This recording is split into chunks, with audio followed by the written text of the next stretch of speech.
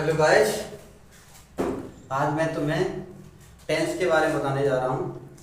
Tense की पहचान कैसे की जाती है। ठीक है,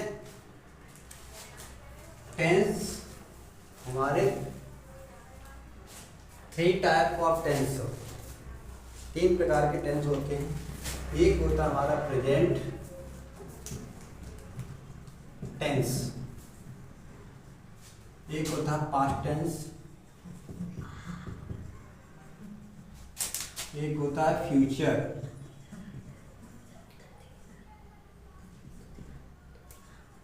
टेंस। ठीक, इसको मैं बता रहा हूं, इसकी पहचान कैसे करेंगे। इन वाक्यों में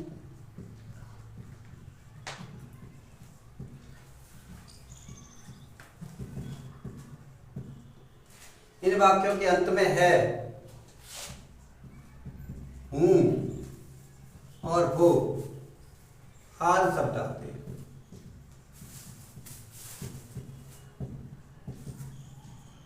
वो प्रेजेंट टेंस होते हैं। इन वाक्यों के अंत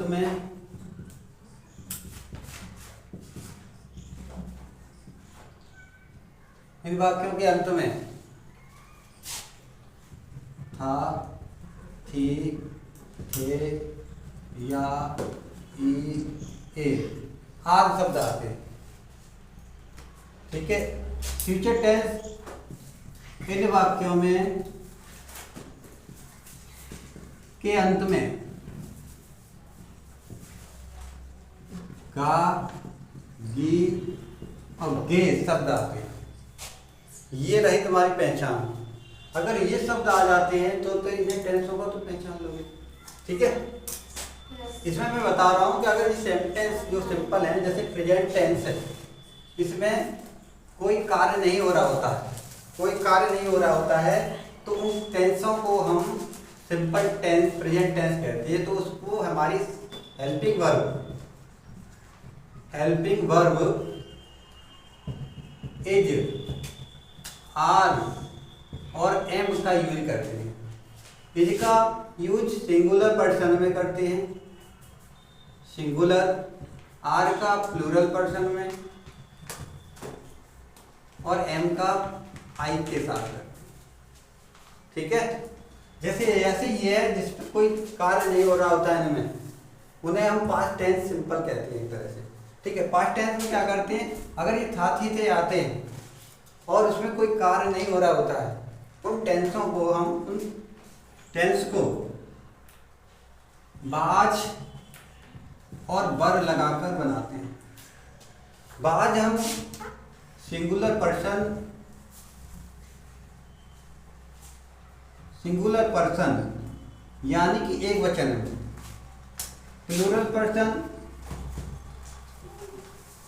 यानी कि बहुवचन में यूज करते हैं। यहाँ पे विल बी और शैल बी।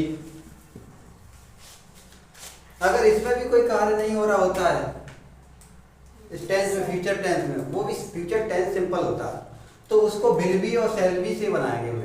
ठीक है, इसमें क्या करते हैं, केवल आई एंड वी के साथ शैल बी का यूज करते हैं, और जो अन्य रह जाते हैं ना, जो अन्य, उनके साथ विल का यूज करते हैं, विल बी का यूज करते हैं, विल बी का यूज करते हैं।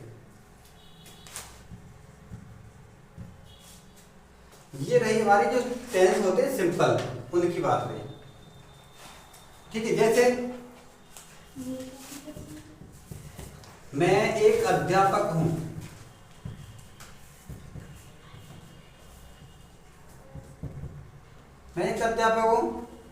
तो ये सेंटेंस है आई एम अ टीचर। इसका मतलब है इसमें मैं कर रहा हूं ना, मेरा कोई कार्य नहीं हो रहा है इसमें, केवल मेरी इसमें क्वालिटी बताई जा रही है। अगर ऐसे सेंटेंस आते हैं तो केवल एज आर एम का यूज करके बताएंगे। इसमें अगर कार्य हो रहा होता तो वो सेंटेंस फिर नीचे चलेंगे, प्रेजेंट है, प्रेजेंट इंडेफिनिट है, प्रेजेंट कंटिन्यूअस है, प्रेजेंट परफेक्ट है, प्रेजेंट परफेक्ट कंटिन्यूअस है, फिर वहां पे हम चलेंगे। ठीक है, ऐसे इसमें वह एक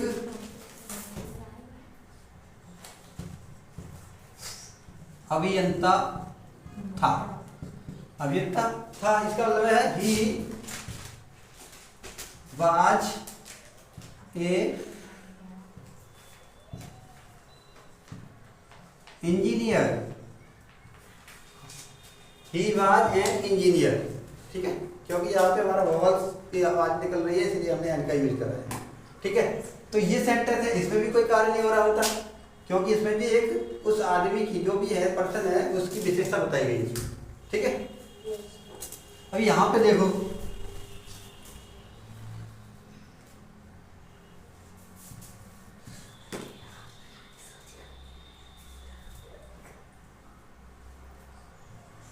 हम अध्यापक होंगे। हम अध्यापक होंगे तो इसमें भी मतलब आगे के भविष्य के बारे में बताया गया कि अध्यापक होंगे, इसमें कोई कार्य नहीं कर रहे हम। तो इसको सेंटेंस को बी शैल वी टीचर। ठीक है, ये रहे हमारे सिंपल। अगर सेंटेंस यहाँ पर भी किसी की विशेषता बताई जाए, इसमें भी विशेषता बताई गई है, इसमें भी विशेषता बताई गई है, तो वो सेंटेंस केवल सिंपल तरीके, अगर प्रेजेंट का टेंस है तो इजारे लगा के बनाएंगे, अगर पास्ट टेंस का है तो बाद में लगा के बनाएंगे, अगर फ्यूचर का है तो विल बी शैल बी लगा कर बनाएंगे। ठीक है, अब हम इसके बाद चलेंगे कि जो भी कार्य होते हैं तो वो सेंटेंस नीचे, जैसे प्रेजेंट इंडेफिनिट होगा, इसमें कार्य होता है। प्रेजेंट कंटिन्यूअस है, इसमें भी कार्य होता है। प्रेजेंट परफेक्ट है, इसमें भी कार्य होता है। ठीक है, प्रेजेंट परफेक्ट कंटिन्यूअस है, इसमें भी कार्य होता है। तो ये सेंटेंस नीचे होते हैं, उनमें सब में कार्य होता है। ठीक है,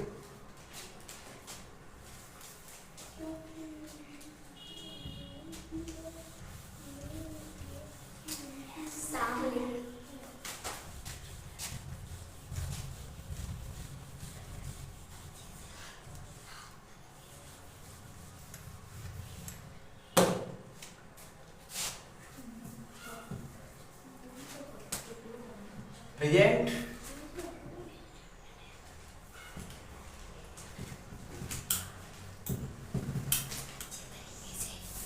इंडेफिनिट, ऐसे ही पास्ट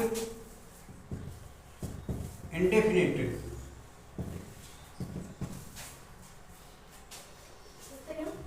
फ्यूचर इंडेफिनिट। ठीक है, इसमें पहचान क्या होती है इसकी, वाक्यों के क्रिया के अंत में, क्योंकि क्रिया में इसलिए लिख रहा हूं कि इसमें कार्य होता है। ठीक है, इसलिए अंत में नहीं बोल रहा हूं कि क्रिया के अंत में बोल रहा हूं, जो भी मुख्य क्रिया होती है क्रिया के अंत में ता है, ती है, ते है, आदि शब्द आते हैं। ठीक है, इसमें क्या है,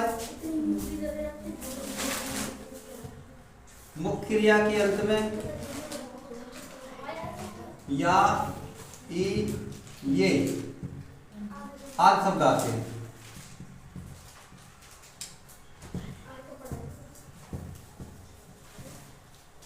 इसमें मुख्य क्रिया के अंत में गी के शब्द आते हैं। ठीक है, तो ये सेंटेंस की पहचान है एक तरह से। ठीक है, तो ये चीज आ जाए तो हम पहचान लेंगे क्या कि ये प्रेजेंट इंडेफिनिट का टेंस है, ये पास्ट इंडेफिनिट का टेंस है, ये फ्यूचर इंडेफिनिट का टेंस है। अब मैं ये बताता हूँ कि जैसे अफर्मेटिव सेंटेंस होता है, इसमें अफर्मेटिव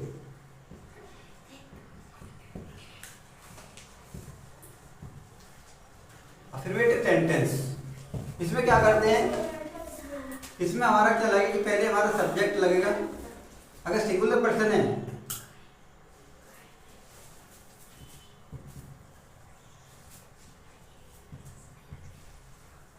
सिंगुलर पर्सन है तो मेन वर्ब है ना, मेन वर्ब, उसमें एस या ईएस लगाते हैं। प्लूरल पर्सन है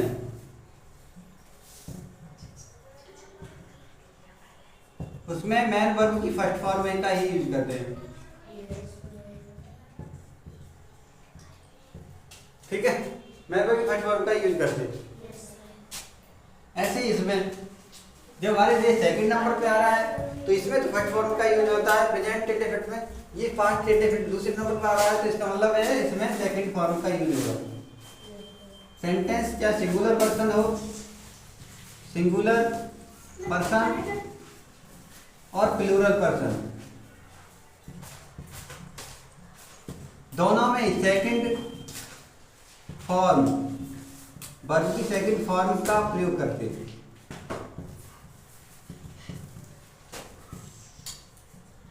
ठीक है, फ्यूचर, अब यहाँ पे फिर आ गया फ्यूचर। तो फ्यूचर पे हमारी जो वर्ब है ना, जैसे मैंने बताया था कि आई एंड वी के साथ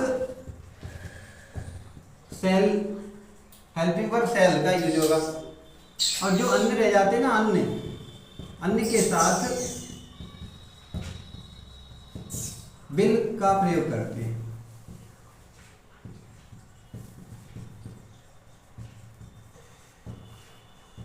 तथा इसमें फर्स्ट फॉर्म का प्रयोग करेंगे, जो वर्ब की फर्स्ट फॉर्म है।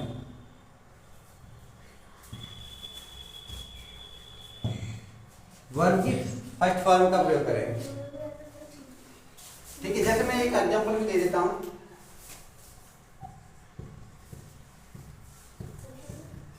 वह आगरा जाता है तो ही, यहाँ गो है ये सिंगुलर पर्सन है तो इसमें ईएस जोड़ देते हैं, ही गोज टू आगरा। ठीक है, अगर यह प्लूरल पर्सन आता है कि वे नदी में तैरते हैं,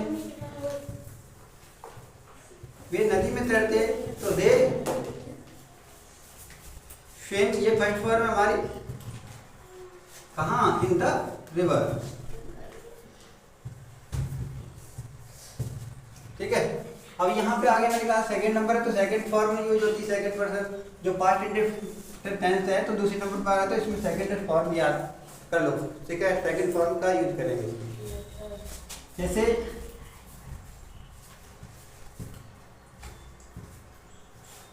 वह बाजार गया तो he went to market, he went to market. तो ये इसका एग्जाम्पल है।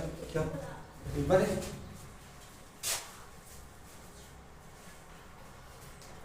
बाजार। ठीक है, जैसे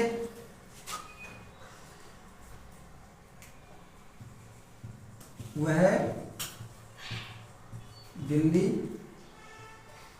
जाएगा, यहाँ है वह दिल्ली जाएगा तो he will go to Delhi. आ रहा है समझ में? Yes sir.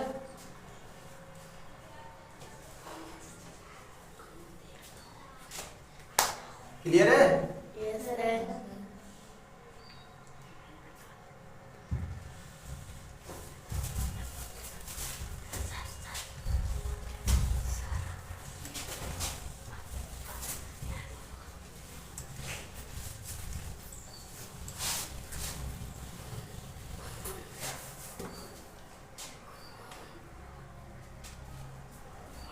में प्रेजेंट इंडेफिनिट है ना,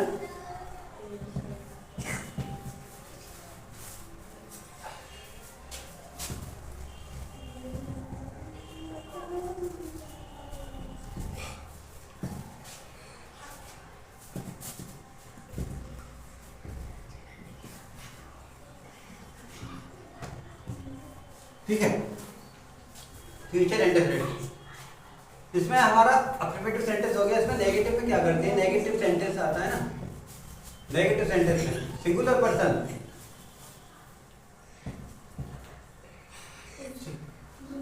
सिंगुलर पर्सन के साथ हमारी हेल्पिंग वर्ब डज, और प्लूरल पर्सन के साथ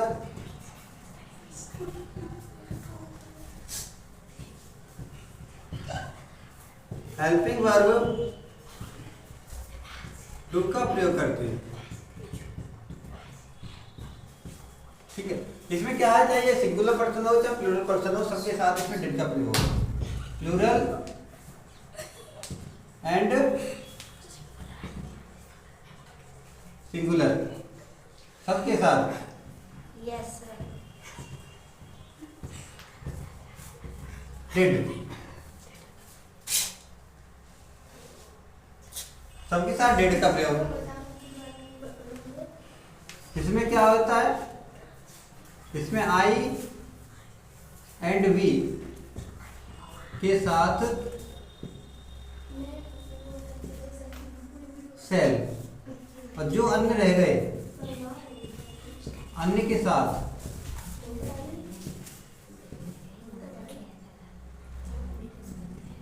विल। ठीक है, विल का प्रयोग करेंगे। ठीक है, ये तुम्हारी हेल्पिंग वर्ब रही, ये हेल्पिंग वर्ब है, ये भी हेल्पिंग वर्ब है, ये भी हेल्पिंग वर्ब। ठीक है, इसके बाद जब भी हमारे नेगेटिव सेंटेंस बनते हैं उसके बाद हेल्पिंग वर्ब के बाद नॉट का यूज करते हैं। ठीक है, मैं यहाँ पे एग्जांपल दे देता हूँ।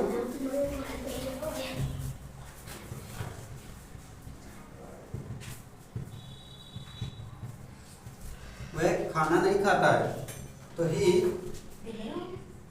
Does not eat the food. ऐसे इसमें तो वह बाजार नहीं गया। एक बात और ध्यान देना कि जब हमारे डेड आ जाए ना, तो डेड के साथ सदैव फर्स्ट फॉर्म का प्रयोग करेंगे। बस ये हमें ध्यान रखना है और कुछ नहीं। He did not go to market. जैसे इसमें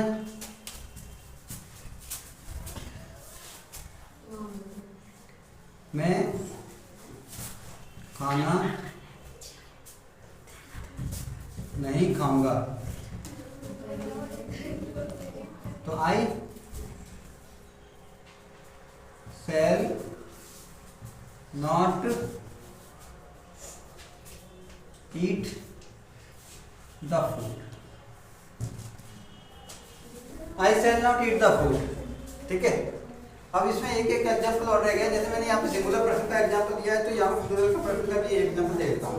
जैसे वे school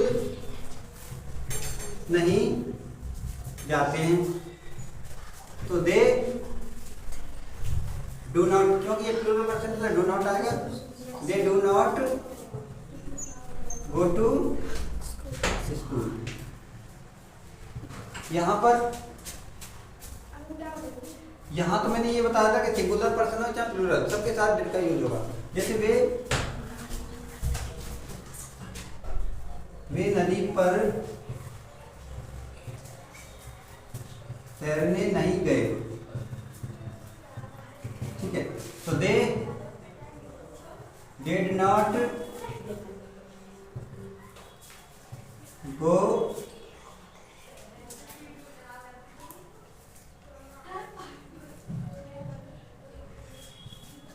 to swim at the river. ठीक है, यहां पर वी, जैसे हमारा विल का यूज है। जैसे वह आगरा ताजमहल देखने जाएगा। ठीक है, ध्यान देना। तो यहाँ पे बन जाएगा ही विल, हाँ देखने नहीं जाएगा, they will not go to Agra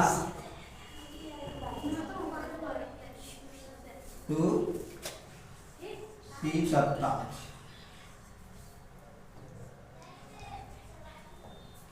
ठीक है।